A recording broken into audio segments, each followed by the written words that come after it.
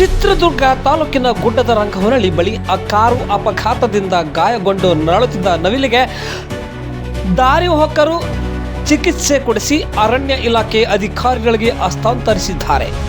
ಗುಡ್ಡದ ರಂಗವನಹಳ್ಳಿ ಬಳಿ ಪ್ರತಿನಿತ್ಯ ನೂರಾರು ನವಿಲುಗಳು ಸಂಚಾರವಿದೆ. ರಸ್ತೆ ದಾಟುತ್ತಿದ್ದ ವೇಳೆ ನವಿಲಿಗೆ ರಸ್ತೆಯಲ್ಲಿ ರಭಸವಾಗಿ ಬಂದ ಕಾರೊಂದು ಡಿಕ್ಕಿ ಹೊಡೆದು ಕಾರು ಚಾಲಕ ಕಾರಿನೊಂದಿಗೆ ಪರಾರಿಯಾಗಿದ್ದಾನೆ. ಹಿಂದೆಯೇ ಬರುತ್ತಿದ್ದ ಹುಣಸಕಟ್ಟೆ ಗ್ರಾಮದ ನಿವಾಸಿ ಕಾಂತರಾಜು ಗಾಯಗೊಂಡಿದ್ದ ನವಿಲನ್ನು ಉಪಚರಿಸಿ ನಂತರ ಅದಕ್ಕೆ ಪ್ರಾಥಮಿಕ ಚಿಕಿತ್ಸೆ ಕೊಡಿಸಿ ಕೆಲ ಕಾಲ ನವಿಲು ಸುಧಾರಿಸಿಕೊಂಡ ನಂತರ ಅದನ್ನು ಅರಣ್ಯ ಇಲಾಖೆಗೆ ಹಸ್ತಾಂತರಿಸಿದ ಮಾನವೀಯತೆ ಮೆರೆತಿದ್ದು ಕಾಂತರಾಜು ಇವರ ಕಾರ್ಯಕ್ಕೆ ಸಾರ್ವಜನಿಕರು ಮೆಚ್ಚುಗೆ ವ್ಯಕ್ತಪಡಿಸಿದ್ದಾರೆ.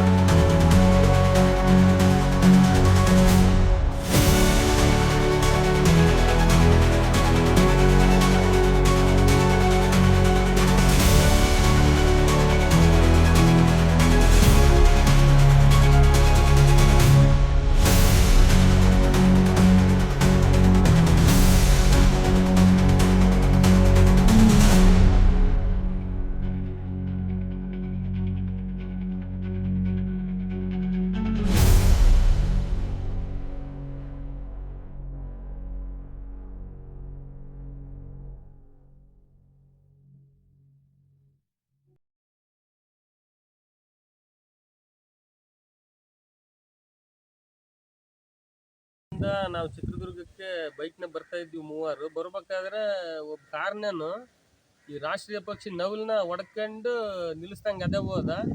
ಅವಾಗ ನಮಗೆ ಹೊಯ್ಸಳ ಐವರ್ ರೋಡ್ ಪೊಲೀಸ್ನವರು ಬಂದು ಅವರು ಸಹ ಎಲ್ಲ ಇದೇನು ಮಾಡಿ ಪ್ರಥಮ ಚಿಕಿತ್ಸೆ ಅದಕ್ಕೆ ರಂಗನಹಳ್ಳಿಯಲ್ಲಿ ಒಂದು ಚುಚ್ಚುಮದ್ದು ಹಾಕ್ಸಿ ಎಲ್ಲ ಇದೇನು ಮಾಡಿ ಆಮೇಲೆ ಅರಣ್ಯ ಇಲಾಖೆಯವರಿಗೆ ಅದನ್ನ ಹ್ಯಾಂಡ್ ಓವರ್ ಮಾಡಿದ್ವಿ.